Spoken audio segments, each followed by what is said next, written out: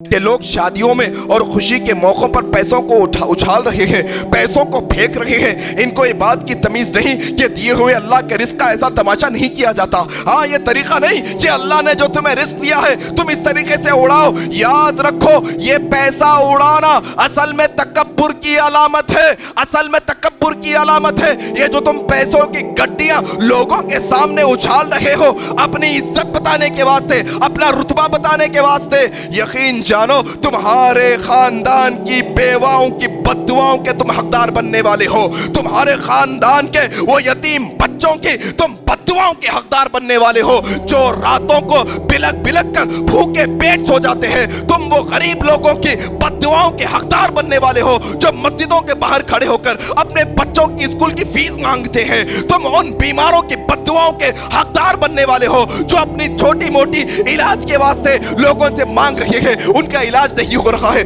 اور تم اپنی شان و شوکت بتانے کے واسطے تم تکبرانہ انداز کے اندر لوگوں کے سامنے پیسوں کو اڑا رہے ہو۔ ان المبذرین کانوا اخوان الشیاطین، یہ جو پیسہ اڑانا ہے یہ شیطانوں کے بھائیوں کی صفت ہے، یہ شیطانوں کا عمل ہے، یہ تکبرانہ عمل ہے میرے بھائیوں۔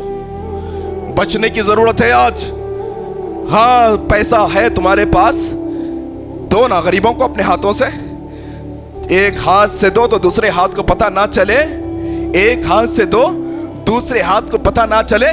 جو اسٹیٹس تم دنیا میں تلاش کر رہے نا کہ پیسہ اڑا کر لوگوں میں عزت ملے، اگر تم وہی پیسے کو غریب کو ایک ہاتھ سے دو دوسرے ہاتھ کو پتہ نہ چلے تو یقین جانو اس سے کئی گنا بڑا اسٹیٹس اللہ کل قیامت کے دن اپنے عرش کے سائے میں جگہ دے کر کرے گا تم کو، اس سے بڑا اسٹیٹس۔